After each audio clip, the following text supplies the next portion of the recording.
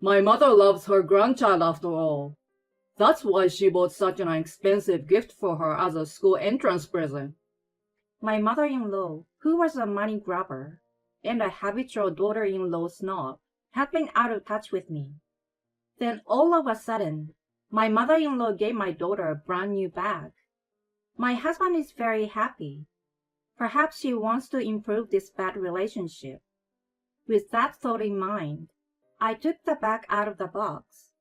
Wow, a pink bag! Give it to me quickly! My daughter shouts happily. The next moment, I took the bag to the kitchen and set it on fire on the stove. The fire quickly catches on, and the bag begins to melt from the edges. Mom, what are you doing? That's my bag! Hey, what do you think you're doing?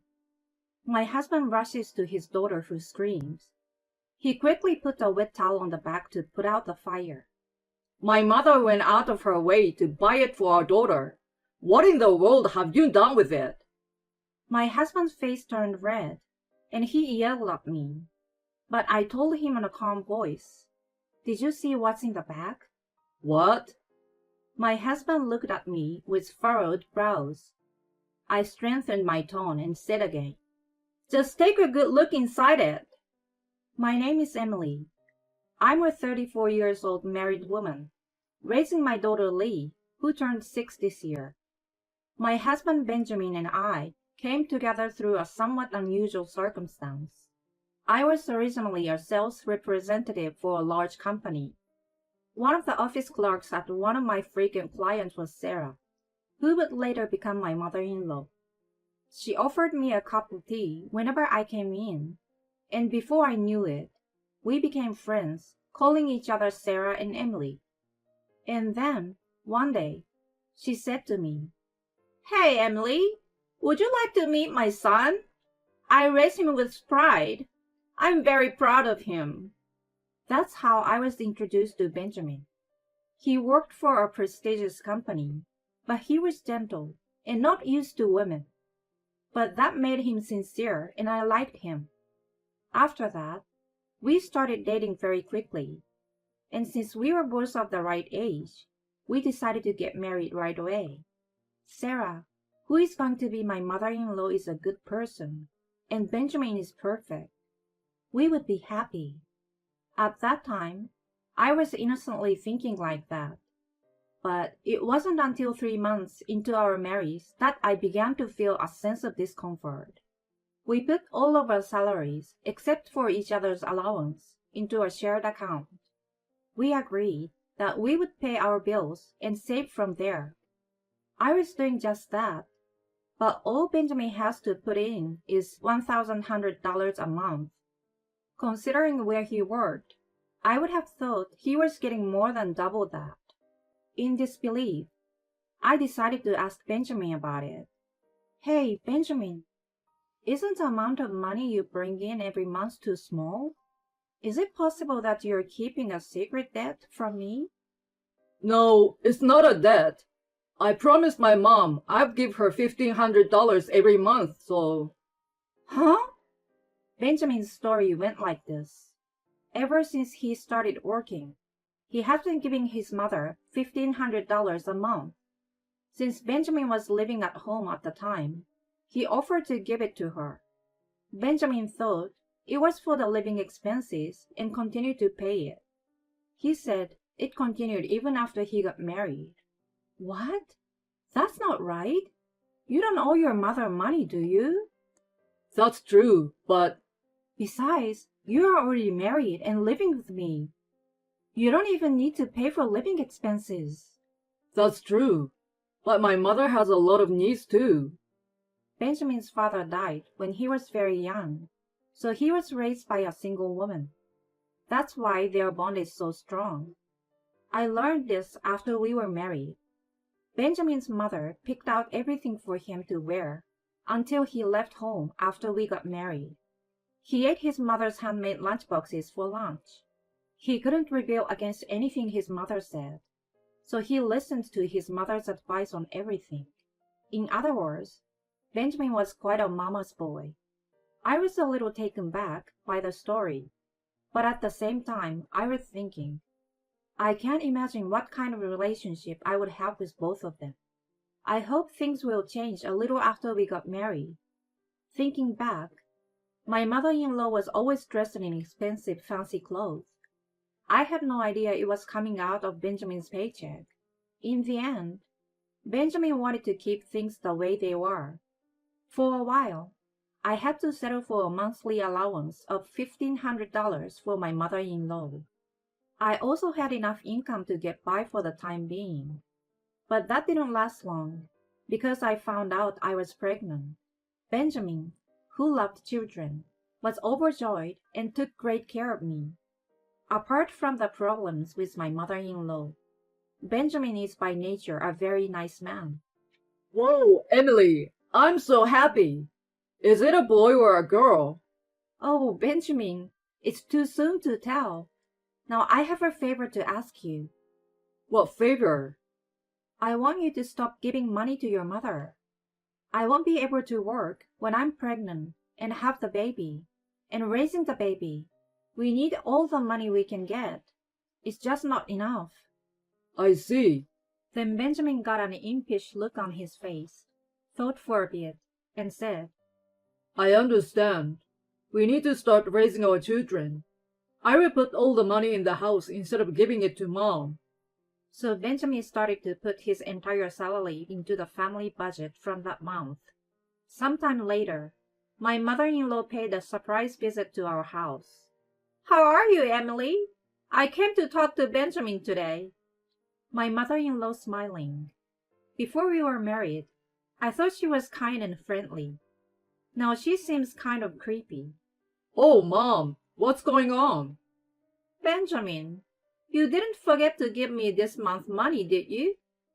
My mother-in-law smiled and held out her hand to Benjamin, who briskly replied, Oh, I'm sorry.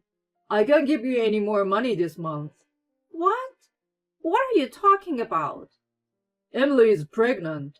You know how much money it's going to cost to raise a baby. I can't afford $1,500 a month. This is the first time we've told my mother-in-law about my pregnancy. I thought she would be thrilled, but her reaction was unexpected. I don't care about any of that. Just make sure you give me the money. Mom, You've been giving me money all this time. I told you raising a family costs money. Well then, give me $1,100. Just transfer it to my account. I interrupted them in a panic. Sarah, I can't work when I'm pregnant and giving birth. We don't have any money to give you. Shut up! You're the one who put him up to this. My mother-in-law suddenly turned pale and glared at me. I froze, startled by the force of her stare. Benjamin has always listened to me. Of course it's because he married you that he suddenly started talking like this. Oh, Mom. You both work for big companies. You should have given me more. My mother-in-law was a different person from the kind Sarah had been before we got married. I was surprised to see her change her attitude when it came to money. But I retorted, Well, you're still active too, aren't you? That's none of your business. Give me the money you have for now. What? What are you talking about? I'm asking you to give me the money you have in your wallet. I won't leave until I get it. Broken by his mother's insults, Benjamin took $140 out of his wallet and handed it to my mother-in-law. I watched in amazement, but now my mother-in-law held out her hand to me. You too. What? Me too? Benjamin didn't know what to do. I didn't want to give her the money, but I wanted her to go home as soon as possible. I pulled out my wallet. With trembling hands, I held out $220. She grabbed it and put it in her own wallet. You really don't appreciate your mother enough. I can't believe Benjamin turned out like this. Oh, Sarah. You shut up. I'm leaving today, but I will not forgive you. My mother-in-law got up and left quickly. The two of us, Benjamin and I, were left standing there for a while. Emily, sorry, my mother. Benjamin apologized to me, but I couldn't answer him, so I retreated to the room. For a while after that, I heard that my mother-in-law was urging Benjamin to give her money, but Benjamin was adamant in his refusal. I guess she realized that Benjamin's attitude would not change. Gradually, the urging from my mother-in-law stopped. Then I gave birth to a daughter.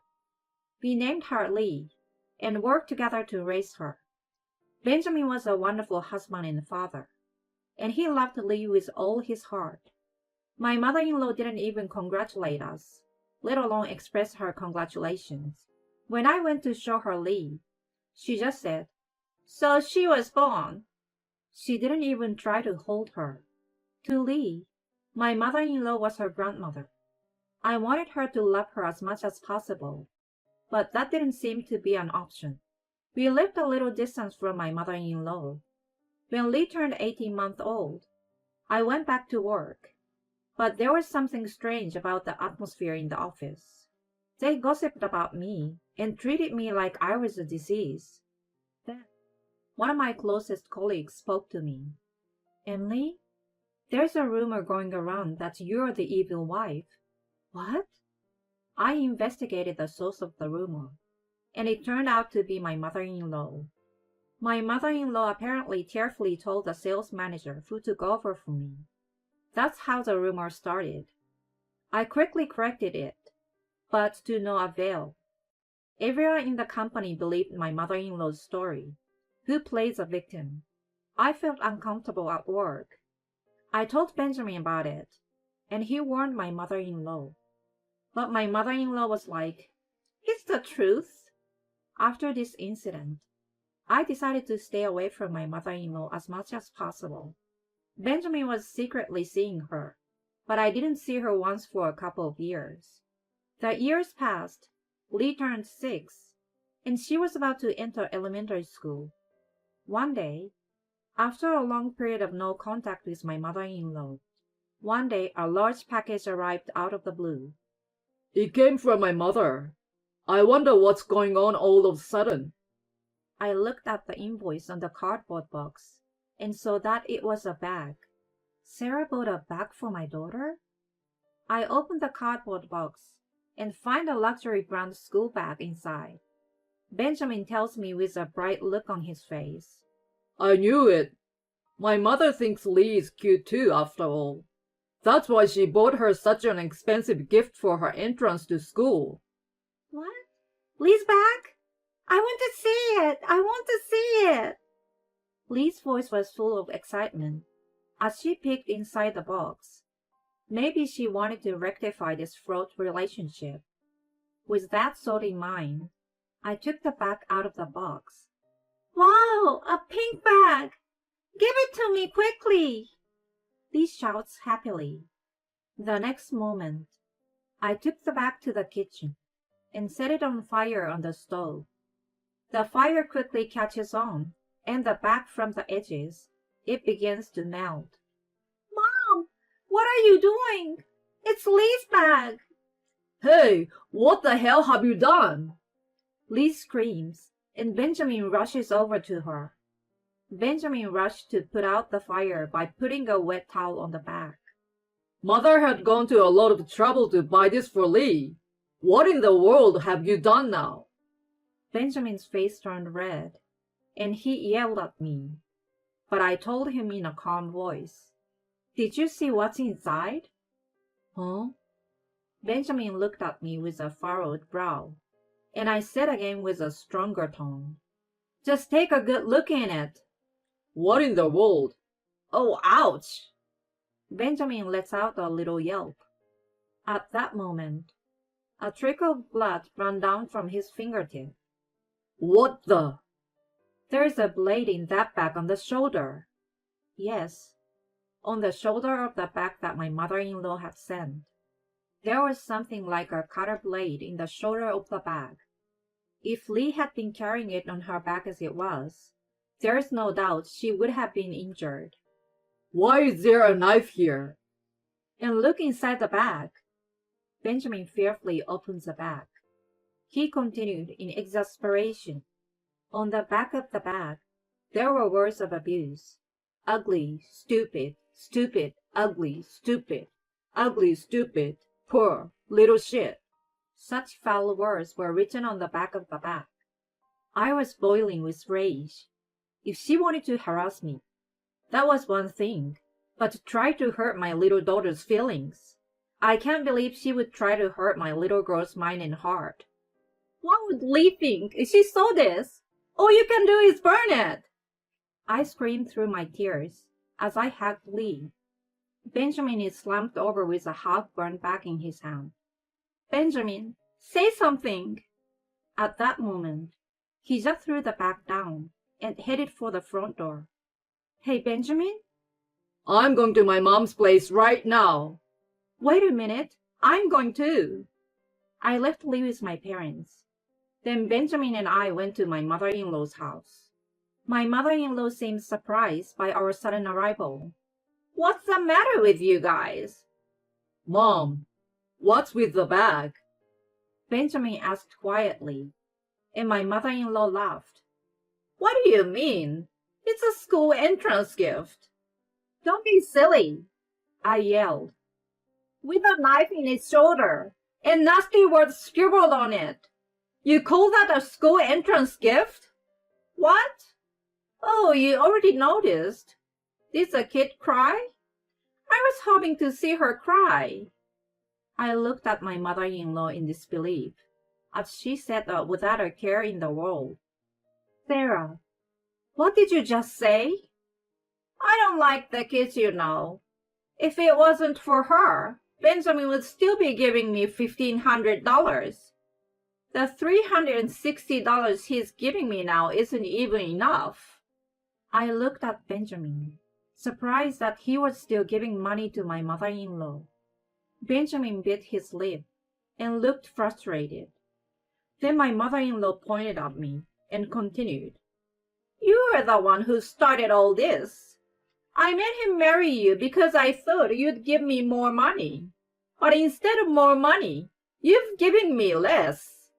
You're still talking about that? I want you to take the kid and get the hell out of my life. Give Benjamin back to me. The next moment, Benjamin, who had remained silent until then, shouted, Don't say another word! Shut up! In contrast to his mother, who looked at Benjamin with a curious expression. Benjamin's face was bright red, and he was shaking. I've been trying to keep Emily and Lee out of harm. I've been giving you money every month. What did you do to my precious daughter? What? Benjamin? I can't imagine how hard Lee would have been if she had seen that bag. I can't imagine what she would have gone through if she had carried it. I'm getting out of control with rage just imagining it. Hey, what are you talking about, Benjamin? You should love me more than that little brat. You should be loving me, your mother. Don't be silly. You're disgusting. Of course she's more important than you. Benjamin's words seemed to shock my mother-in-law. Oh, did she ever think that Benjamin really loved her more than me and Lee? I looked at my mother-in-law with a chill down my spine. My mother-in-law turned pale and muttered, Benjamin, that's ridiculous. The only family I have is Emily and Lee. You're not my family anymore. What? I'm cutting you off as of today, and I don't ever want to see you again. Don't say that, Benjamin, please. Emily, you tell Benjamin to reconsider. My mother-in-law, her face a mess of tears and snot, came running up to me. I shook her off and told her, I will never forgive you, and you will never be a part of our lives again. Don't leave me. Emily, let's go. Benjamin took me by the hand, and we left the place, leaving my mother-in-law screaming. After that, my mother-in-law and Benjamin really cut their ties. We moved to a place where my mother-in-law didn't know. At first, my mother-in-law was persistent in contacting us, but after Benjamin blocked the calls, then she stopped. This is what I've heard, that my mother-in-law was buying brand name stuff behind our backs. She couldn't forget the admiration she got from everyone when she wore them. She spent all her money on brand name items out of vanity and greed. Even after we stopped giving her money, she was unable to lower her standard of living. She started dipping into the company's money a few years ago. When it came to light, she was finally arrested. She's now behind bars for embezzlement. Of course, we never went to see her. My mother-in-law was buying all kinds of brand name stuff behind our backs. She became a money hoarder, and even tried to harm our precious daughter. She lost her family and her life of luxury and became a criminal. What she thinks now that she has lost everything, I will never know. With the arrest of my mother-in-law, the misunderstanding of the evil daughter-in-law within the company was cleared up. I managed to get things back to normal. I bought Lee a new pink bag. She happily carried it on her back and happily goes to elementary school every day.